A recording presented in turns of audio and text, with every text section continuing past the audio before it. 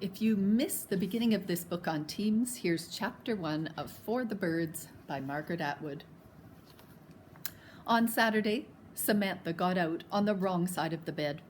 She knew it was the wrong side because it was the side where she had stuffed her dirty socks and t-shirt the night before, instead of putting them into the laundry hamper. Her cat Furball had made a nest in them. Samantha stepped on the t-shirt and socks. She stepped on Furball too. Furball scratched Samantha's leg and went screowling out of the room and ran into Samantha's father. In fact, she ran up Samantha's father as if he were a tree. Samantha's father plucked Furball off himself like a burr and said, "Samantha, you have been getting into trouble again." "All I did was get out of bed," said Samantha grumpily. "On the wrong side, I guess," said her father. "Here, take your dim-witted cat." "She's not dim-witted," said Samantha. "All cats are dim-witted," said Samantha's father, teasing her. "Useless too. All cats are for the birds." This was what he said when he meant a thing was silly. That was only the beginning. At breakfast, Samantha failed to pour her milk entirely onto her cereal. She'd been trying to make a milk waterfall, but missed. This was fine with Furball, who was lurking under the table as usual to catch the drips, but it was not fine with Samantha's mother. "Samantha, you are a careless child," she said. After breakfast, Samantha offered to sweep the kitchen floor to make up for things. She swept very hard. In fact, she swept so hard that the broom handle got away from her and knocked over a vase of flowers off the kitchen counter, which shattered into 100 pieces on the floor. Samantha's mother sighed.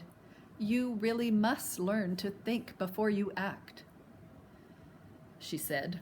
"I'll clean this up. You go outside and play, and tie your shoelaces."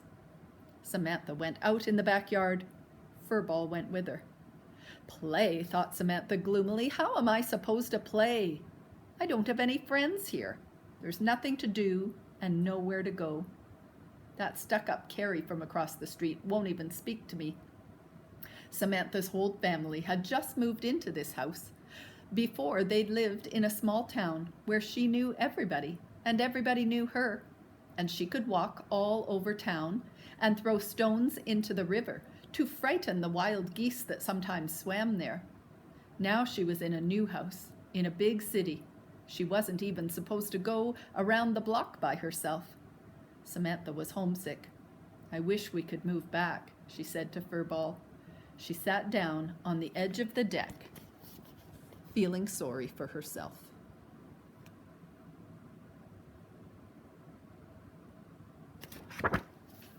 But then she heard some strange noises. First some squawks and then some peeping and chirping. The sounds were coming from next door. There was a high board fence between Samantha's backyard and the backyard next door. But one of those boards was loose.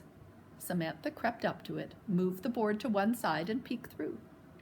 What she saw was a little old lady with white feathery hair, a long beaky nose, small friendly eyes, and tiny claw-like hands, wearing an odd, wispy black cloak over her shoulders.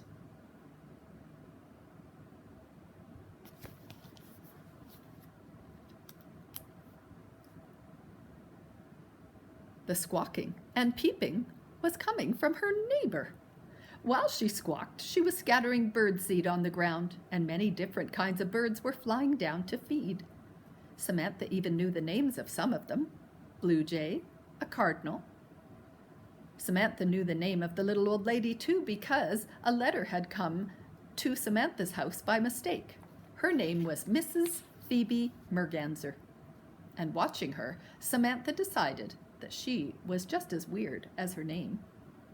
"She is really for the birds," Samantha thought to herself. What a nutcase. After a minute, Phoebe Merganser walked back towards her house. Samantha pulled the loose board to one side and crept into the garden. Furball crept in too. Samantha was pretending to be a hunter, sneaking up on the birds. Probably this was what Furball was thinking about as well. As part of the game, Samantha picked up a stone and heaved it at the birds. She didn't really mean to hit one. She just wanted to see them all fly up the way the wild geese used to. But the beautiful red cardinal fell over onto the ground. The rest of the birds flew screaming into the trees. Samantha didn't feel too happy. She had a sinking feeling in her stomach like the one she'd had when the vase broke. She went over to the bird. Was it dead? She was about to pick it up when a tiny claw-like hand gripped her shoulder. "You have hurt one of my birds," said Phoebe Merganser. Her shiny eyes did not look friendly anymore. They looked angry.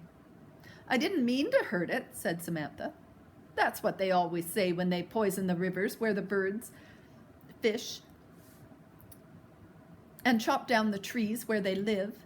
You human beings, you're always doing careless things, destructive things, and then being sorry afterwards." Samantha had a stubborn streak.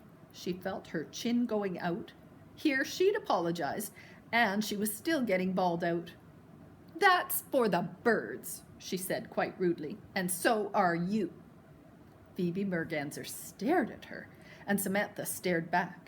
In fact, she found she could not look away. Phoebe Merganser's eyes were getting smaller and smaller and rounder and shinier.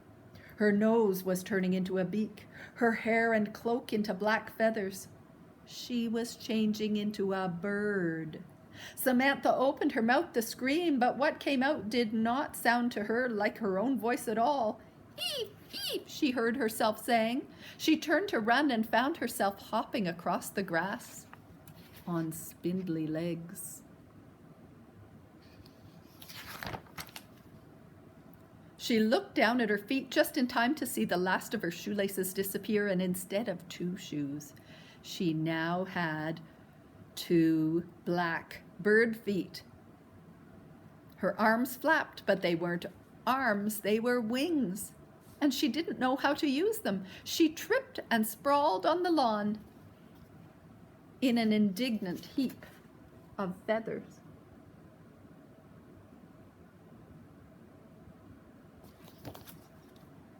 "You've changed me into a bird," she screamed at Phoebe Merganser.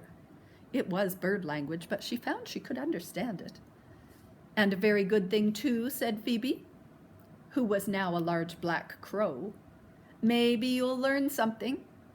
"Such as what?" screeched Samantha, who was mad but also scared. "Such as a different point of view," said Phoebe Merganser. "There's more than one, you know. Maybe you'll learn what it really is like for the birds." That's the end of chapter 1.